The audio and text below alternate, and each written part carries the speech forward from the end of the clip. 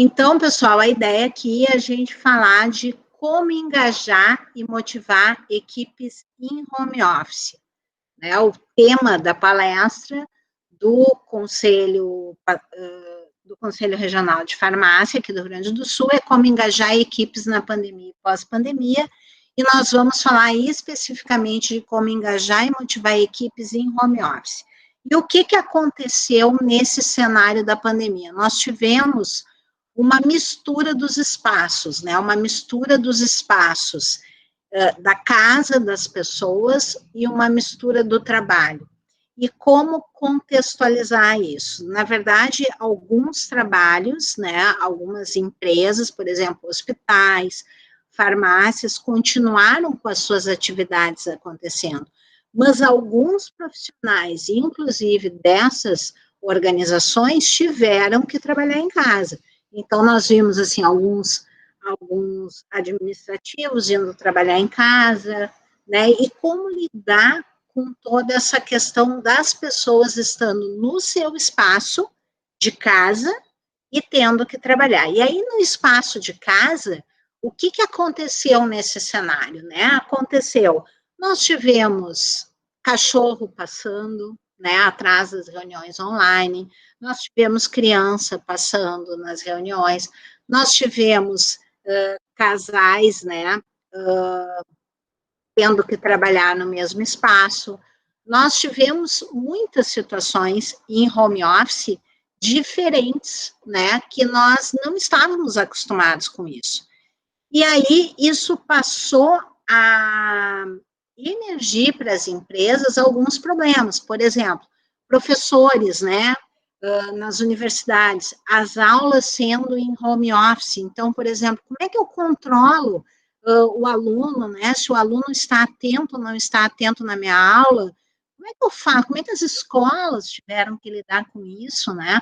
Porque daqui a pouco, assim, olha, eu estou em aula 8 horas da manhã, eu fecho a minha câmera e se está frio, eu continuo dormindo. E aí, se eu continuo dormindo, como é que o professor sabe o que está acontecendo? Então, inclusive, em termos tecnológicos, muitas plataformas surgiram, inclusive para controlar o tempo de acesso dos alunos. Então, recentemente, as minhas filhas estavam me contando uma plataforma que elas têm na escola, que controla o tempo em que elas estão conectadas no celular. Então, por exemplo, se elas estão fazendo uma prova, a plataforma consegue identificar quanto tempo elas estão olhando para o celular. E isso pode identificar uma possível cola, por exemplo, numa prova. Então, são várias soluções tecnológicas que surgiram nesse momento. Por outro lado, a gente teve soluções tecnológicas, mas a gente também teve situações emocionais difíceis de serem controladas e acompanhadas no home office. Então, por exemplo, nós tivemos situações, as escolas fecharam, ainda estão fechadas, e nós tivemos, por exemplo, aqui no Rio Grande do Sul, né, nós tivemos situações em que mães que, por exemplo, controlavam equipes, trabalhavam com outras pessoas, eram gerentes, eram supervisoras, tiveram que trabalhar em home office com os filhos pequenos. E quando eu falo filhos pequenos, falo filhos ali abaixo de 6 anos, que demandam normalmente das mães e dos pais um acompanhamento, por exemplo, maior na atividade escolar. Né? Eu não falo assim, por exemplo, que tenho filhas adolescentes, elas já vão para a plataforma online, já tem a aula, esse já era o mundo deles, já era um mundo virtual. Mas os pequenos que tiveram que se adaptar a isso, né? As escolas que tiveram que se adaptar a isso. Então, com toda essa pandemia, nós tivemos cenários que chegaram para nós que nós nunca esperávamos que isso acontecesse. Mas aí, quando a gente fala em engajamento de equipe, as pessoas querem uma receita de bolo. Então, normalmente, e eu falo muito isso em treinamento, as pessoas, quando buscam um treinamento, quando buscam um consultor, quando buscam alguém para solucionar o problema na empresa delas, elas querem uma fórmula, elas querem algo pronto. E, de preferência, elas não querem nem a receita, elas querem o bolo pronto.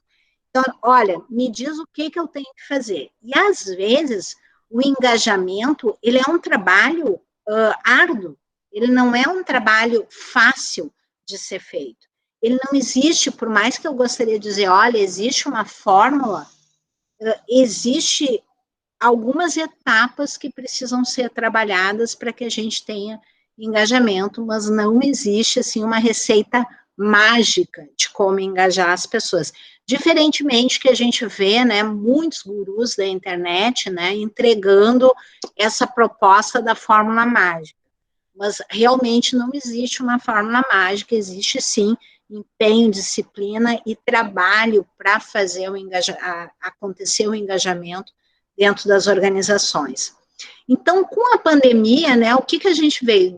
Começou com a falta do papel higiênico, né? E depois a gente estendeu para a falta de máscara no mercado e sabe-se lá o que vai acontecer ainda pela frente, né? E tudo isso trazendo cenários e oportunidades para as organizações, para as empresas, para as carreiras, para as pessoas infinitas, né? Infinitas. Empresas que nunca fabricaram máscaras passaram a fabricar. Empresas que nunca fabricaram uniformes passaram a fabricar aventais, né? Então, a gente teve cenários muito rápidos e oportunidades que apareceram imediatas, né, que as organizações passaram a buscar. Então, o que a gente, na pandemia, o que aconteceu? Nós tivemos um processo interrompido. Então, é como se a gente imaginasse, nós tínhamos uma máquina que nós, todos os dias, usávamos aquela máquina para produzir um determinado produto. De repente, essa máquina estragou de fato, assim, não existe outra máquina, eu não posso buscar outra máquina, e o meu processo foi interrompido. E quando o meu processo foi interrompido, eu fui obrigado a repensar o processo. E aí algumas discussões têm surgido, assim, não, mas o meu processo continuou o mesmo. Se a gente vai levar isso para as escolas, para as universidades, o processo foi completamente interrompido. Nós vivíamos situações em que eu fui, durante mais de 14 anos, professora universitária, e enquanto professora universitária, eu ouvi inúmeras vezes, né, profissionais da área da saúde, da área médica, né, farmacêuticos, dentistas, dizendo que seria impossível fazer um curso da área da saúde à distância. E quando um processo é interrompido, como nós tivemos, quer dizer, a nossa máquina foi quebrada, nós não tivemos outra saída senão repensar e fazer o que antes se achava impossível. Então, eu desafio alguém a dizer, hoje, nos dias de hoje, se é impossível fazer. Não é impossível porque foi feito já, né? Já foi validado, já foi testado, ou seja, já rodou um outro processo. Então, a partir de agora, todas aquelas crenças fortes que nós tínhamos, elas passam a ser, são paradigmas que passam a ser quebrados. O famoso novo normal, né, já tem gente chamando de, não é mais novo normal, é o anormal, né, mas sim, ainda temos esse conceito do novo normal.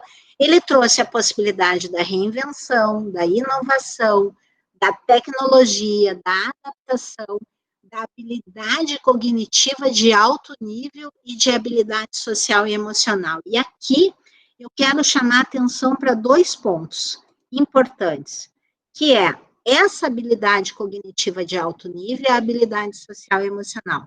Pessoas que, com alta capacidade, com alto conhecimento, com muitas habilidades cognitivas, e pessoas com muitas habilidades emocionais, comportamentais, essas pessoas chegaram rapidamente à adaptação. Então, nós temos, né, aquela frase que não é os mais fortes, né, que sobrevivem, mas os que se adaptam mais rápido. E quem se adaptou? As pessoas com alta habilidade cognitiva e com alta habilidade emocional. O novo normal, ele também nos trouxe esse conceito, né, da economia da distância, da economia da objetividade, da economia da biossegurança e da economia do engajamento. O que é a economia da distância? É aquilo que nós estávamos conversando. O mundo digital, ele chegou à nossa porta. Então, a partir de agora, qual a dificuldade que eu tenho de dar uma aula, por exemplo, de participar de um seminário em Bagé? Qual a dificuldade que eu tenho de dar um curso em Santa Maria? Antes, nós tínhamos algumas dificuldades, que era a distância, o deslocamento. Agora, nós podemos fazer tudo isso online, sem problema nenhum e com a mesma qualidade. A economia da objetividade. Nós passamos a ter reuniões curtas, nós passamos a ter reuniões com pautas, nós passamos a ter conversas assertivas com as pessoas, porque o que acontece? Muitas vezes nós, inclusive, estamos sendo gravados numa reunião, e isso nos traz uma objetividade muito maior. A economia da biossegurança, a partir do futuro, agora, uma tendência pós-pandemia, é as pessoas quererem frequentar ambientes seguros. E ambientes seguros significa ambientes que sigam condutas de biossegurança. Então, não adianta nada se eu sou gestor, se eu sou gerente de uma organização, se eu sou o dono de uma organização, eu fornecer máscara para as pessoas. Eu acho que alguém, não sei, abriu o microfone. Fornecer máscara para as pessoas, eu fornecer face shield para as pessoas, e eu simplesmente dizer, olha, a partir de agora está aqui o equipamento de segurança, eu virei as costas e não sei mais o que estão fazendo. Então, isso não é fornecer para o teu cliente ambiente seguro. Quando nós estamos fornecendo EPIs, que são os equipamentos de proteção individual, nós precisamos fornecer treinamento para as pessoas, nós precisamos ter manuais e instruções de trabalho, nós precisamos treinar a conduta das pessoas, o que elas devem fazer antes de chegar na minha empresa, o que elas devem fazer no momento em que elas estão dentro da minha empresa, e o que elas devem fazer quando elas estão fora da minha empresa.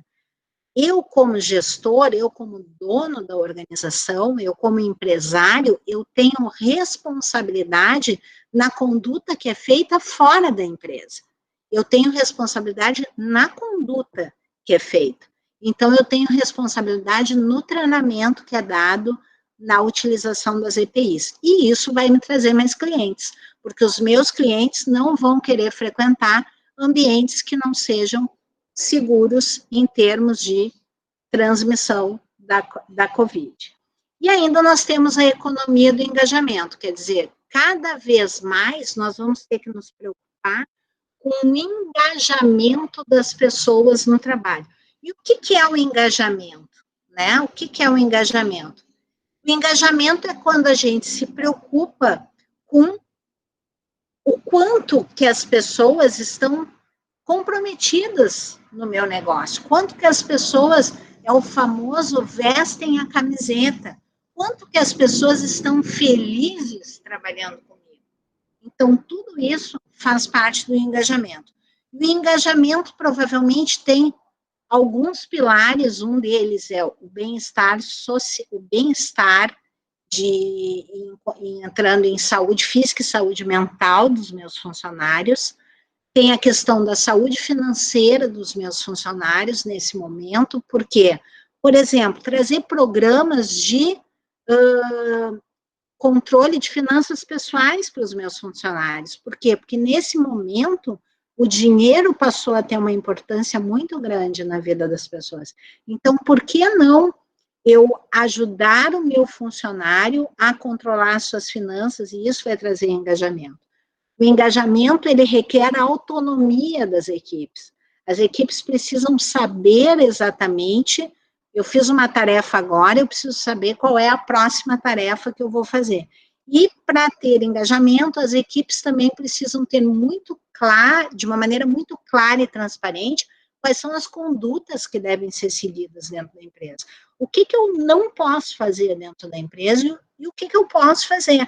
Mas, necessariamente, eu preciso ter muito claro o que eu não posso fazer. Então, eu costumo dizer que quando a gente trabalha esses 3 pilares, o propósito, né, a felicidade, o bem-estar dos funcionários, quando eu trabalho a autonomia dos funcionários e quando eu trabalho as condutas, eu consigo trabalhar cada vez mais o engajamento. Então, algumas questões, assim, surgiram com essa questão da pandemia e da pós-pandemia. Então, como se comunicar em home office? Nós temos, nesse momento, pandemia, pós-pandemia, nós temos ainda muitos gestores que não sabem se comunicar. Nós temos ainda muitos gestores que ainda trabalham na filosofia da política do planejamento, comando e controle. Manda quem pode, obedece quem precisa. E nesse momento do home office, nós precisamos alavancar a nossa comunicação. Nós precisamos utilizar a comunicação não violenta com as pessoas. Nós precisamos ter empatia com as pessoas. Nós precisamos diminuir os nossos julgamentos. Porque em home office eu vou ter pessoas que vão ter filhos, eu vou ter pessoas que vão estar fazendo as tarefas domésticas e trabalhando ao mesmo tempo, eu vou ter que me preocupar cada vez mais em trabalhar com entregas e menos com horários. E isso é uma mudança de cultura dentro das organizações. Ter essa flexibilidade de entender que nós precisamos trabalhar cada vez mais com entregas e com demandas do que com horário. E isso gera empatia nas pessoas, isso gera engajamento. E a comunicação, alguns de vocês talvez nem conheçam esse aparelho, né, jurássico, mas isso é um telefone, né, que era muito utilizado há uns anos atrás, né, mas isso é comunicação. Então, nós precisamos, nesse momento do home office, ligar para as pessoas, fazer ligações em vídeo para as pessoas, perguntar para as pessoas, como que tu está te sentindo? Como que foi teu dia hoje? O que deu certo no nosso trabalho hoje de home office? O que deu errado? O que a gente pode melhorar amanhã? Então, fazer esse acompanhamento diário dos funcionários traz engajamento. E isso pode ser feito com 5, 6 minutos, né, com ligações rápidas, reuniões rápidas com a equipe de 10 minutos, fazendo basicamente 2 perguntas. Olha, como que foi o dia de vocês, né? O que deu certo hoje e o que a gente pode melhorar amanhã, né? O que deu certo hoje, o que pode melhorar amanhã, já vai trazer muito engajamento e comunicação para a equipe. O propósito, né? Entender o que motiva as pessoas a trabalhar todo dia, né? Qual é a motivação? Será que a motivação é dinheiro? Será que a motivação é sair de casa todo dia? Eu tive algumas situações nessa pandemia das pessoas, olha, eu estou com saudade de usar sapato alto, eu estou com saudade de me maquiar, né? Eu quero sair para a rua por causa disso. Então, são várias situações que motivam as pessoas a trabalhar, e dinheiro é uma delas, né? Então, aqui tem uma ferramenta legal de usar no trabalho com os clientes, com os funcionários, que é a Ikigai. Será que eu faço o que eu amo fazer? Né? São algumas perguntas que a gente se faz. O que é o Ikigai? É quando nós encontramos a nossa razão de viver, o nosso propósito no trabalho, aquilo que nos deixa feliz no trabalho. Então, algumas perguntas que a gente pode fazer para os funcionários. Tu ama o que tu faz? E às vezes, como gestor, fazer essa pergunta para a gente mesmo, né? Será que eu amo o que eu faço? Será que o mundo necessita do que eu faço? Será que eu tenho talento para o que eu faço? E será que eu ganho dinheiro com o que eu faço? Por exemplo, eu gosto muito de falar do Ikigai dos professores, porque geralmente os professores amam o que eles fazem, o mundo necessita de bons professores, normalmente bons professores têm talento, né, e gostam de ensinar, e além de tudo eles ganham dinheiro para fazer isso. Então, quando a gente encontra esses 4 pilares, a gente encontra a nossa razão de viver, o nosso Ikigai. E, normalmente, nós podemos ter vários Ikigais, né? Um deles pode ser uma habilidade nossa, mas nós podemos ter vários. Mas isso é uma ferramenta interessante para trabalhar com os funcionários, com a equipe, para causar, assim, essa reflexão com relação ao propósito. Como trabalhar a inteligência emocional da equipe em home office é outro ponto importante também. As pessoas, e essa imagem, né, para mim, ela é muito significativa, né, o choro trancado na garganta. Quando nós estamos falando de inteligência emocional, nós falamos de incomodações que as pessoas têm e que elas, por não se comunicarem, elas trancam esse choro na garganta. E esse choro, ele pode virar um acesso de raiva, ele pode virar uma situação em que eu pego a minha bolsa e saio porta fora e digo que não volto mais a trabalhar com aquela pessoa. Então, como que a gente trabalha isso no momento da pandemia? E a gente trabalha isso se comunicando com as pessoas, basicamente entendendo o que essa pessoa está pensando, o que essa pessoa está sentindo e o que essa pessoa está fazendo. Basicamente é a ferramenta que eu sempre falo, que é o PSA, que não é o antígeno prostático, mas é o que eu estou pensando, o que eu estou sentindo e o que eu estou fazendo. Se eu estou pensando no momento da pandemia coisas boas, eu estou sentindo coisas bacanas, positivas, e eu vou ter uma atitude positiva diante desse cenário. Agora, se eu estou pensando coisas ruins, tragédias, eu vou ter um sentimento de tristeza e eu vou, inclusive, ter uma atitude negativista nesse sentido. Então, assim, ser positivo ou ser negativo é uma questão de escolha, né? E as pessoas tendem a escolher o lado negativo. Bom, como lidar com diferentes estilos de interação no home office? E aqui a gente tem perfis diferentes de pessoas. Nós temos pessoas que são doadoras, são aquelas pessoas generosas que querem sempre ajudar os outros. Nós temos as pessoas tomadoras, que são aquelas pessoas, olha, eu te ajudo, mas eu tenho uma finalidade com essa ajuda. E eu só ajudo se eu tiver uma vantagem nisso. E eu tenho as pessoas trocadoras, né, que trocam. E aquelas pessoas, olha, tu me dá isso que eu te dou aquilo. Então, qual é o estilo das pessoas? Nós temos aqui pessoas que dão, nós temos pessoas que compartilham conhecimento, nós temos pessoas que tomam, né, para si uma determinada situação, e nós temos pessoas que trocam experiências. Então, não existe um estilo certo, um estilo errado. Acontece que em determinados momentos nós estamos disponíveis mais para doar. Então, por exemplo, nós podemos ensinar um estagiário num determinado processo. Num determinado momento, nós podemos estar mais tomadores, ou seja, um momento em que nós vamos negociar um aumento de salário, por exemplo, com um chefe, ou que nós vamos negociar um valor de uma mercadoria com o fornecedor, então nós estamos mais tomadores, e tem momentos que nós estamos mais da troca, né? Então nós estamos mais dispostos a compartilhar a experiência. Então são estilos diferentes que todas as pessoas têm e que ciclam muito nesse momento do home office.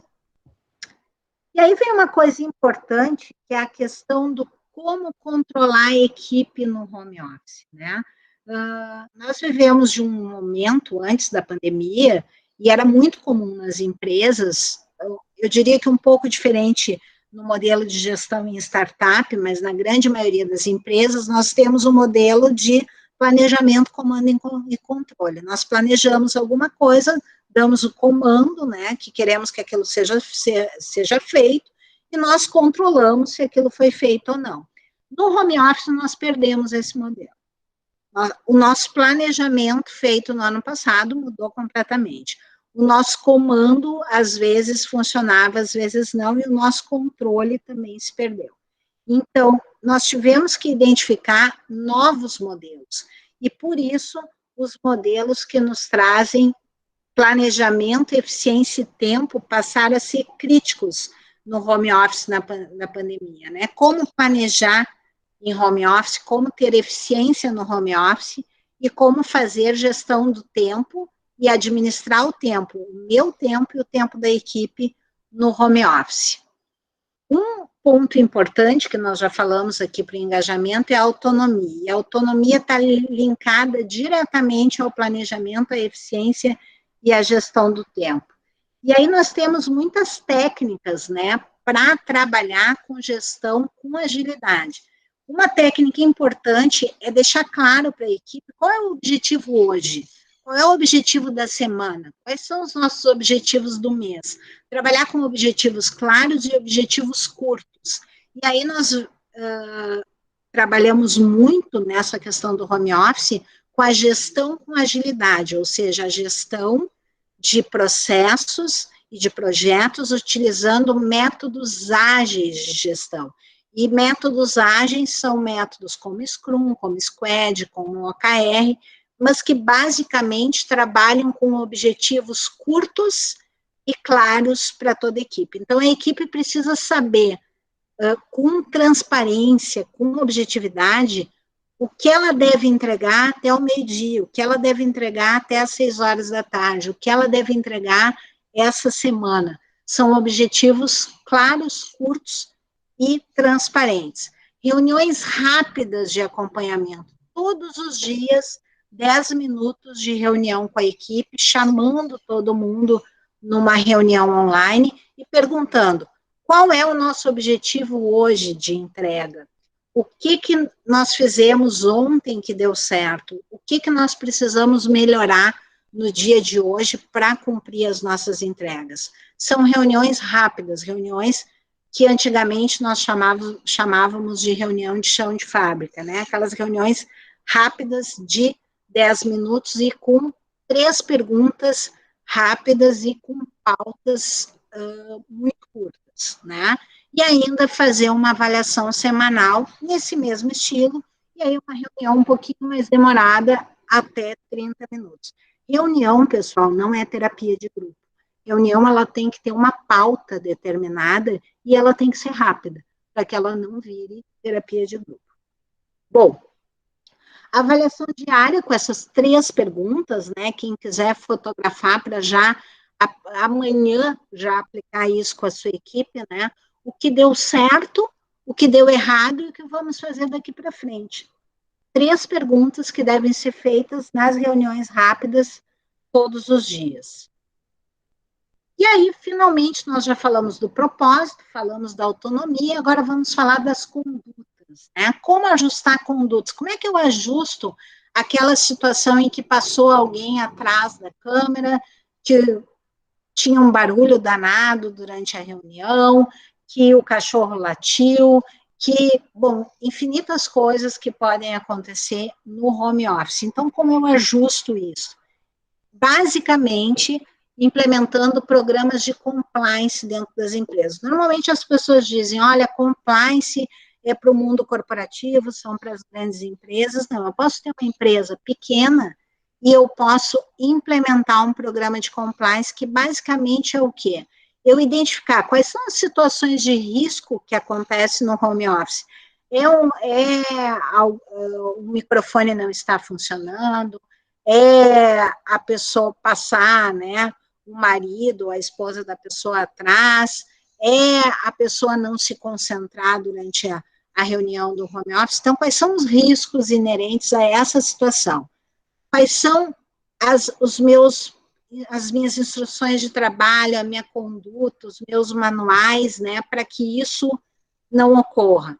E como que eu treino as pessoas com relação a isso? Então, as pessoas precisam ser treinadas, precisam ser comunicadas com relação a essas condutas, e eu preciso ter controles disso, né? Então, eu preciso identificar, olha, se isso aconteceu, como que nós vamos controlar? Como que nós vamos evitar que isso aconteça? Então, os programas de compliance, que normalmente são muito utilizados pela indústria farmacêutica, pelas distribuidoras, né, que têm contratos com a indústria, esses programas, eles podem ser inseridos como uma ferramenta importante para ajustar condutas dentro do home office. Então, basicamente, importante é nós termos as instruções de trabalho escritas e fazermos a avaliação dos riscos, né? Quais são as situações que podem acontecer e, a partir daí, escrever as instruções de trabalho, treinar e comunicar às pessoas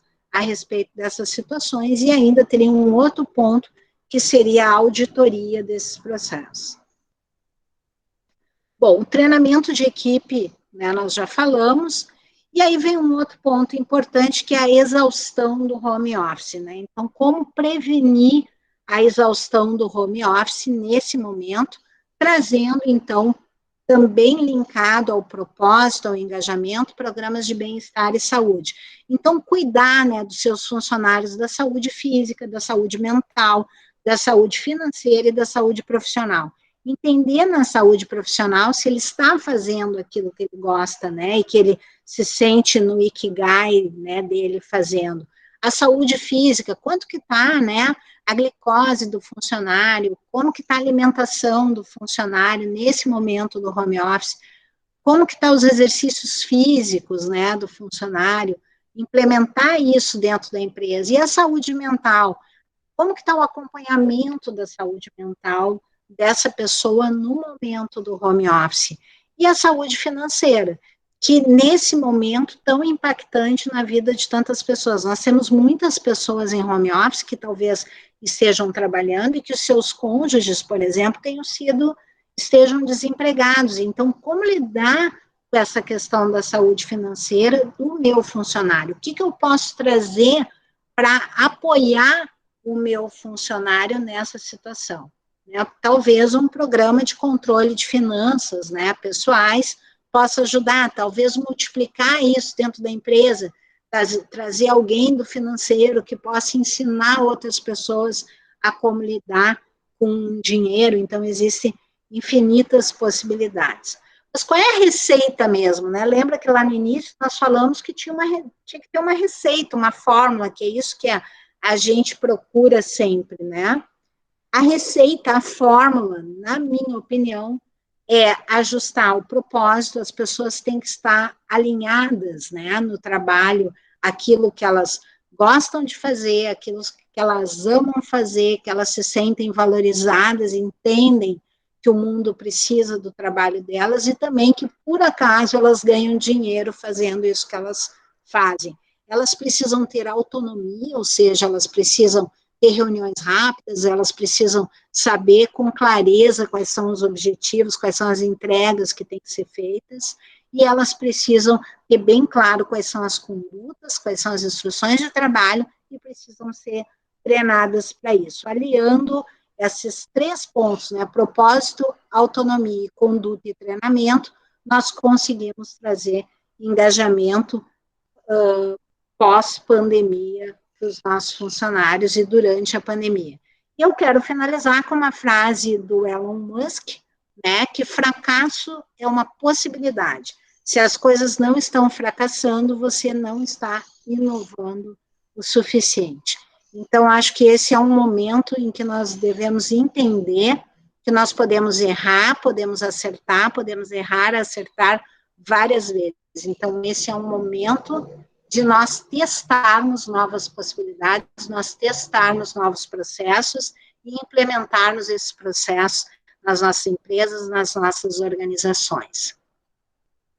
A minha missão é identificar problemas, né, e criar soluções rápidas, né, entendendo a motivação, escrevendo, né, e aí eu quero dar uma solução rápida para vocês, para engajamento, que é entender as motivações dos funcionários, escrever manuais de conduta e treinar a sua equipe nesse momento. Essas são as minhas patentes que eu prometi lá no início da palestra, né? Eu sou farmacêutica, sou consultora, sou especialista, então, em treinamentos corporativos, sou especialista em metodologias ágeis, né, como Scrum, sou certificada na implementação de programas de compliance, sou pós-doutora em análise de dados e doutora em avaliação de economia para tomada de decisão e incorporação de tecnologias em saúde.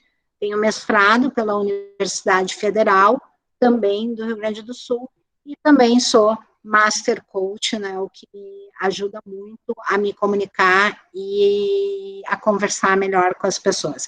Eu fico à disposição para perguntas e muito obrigada.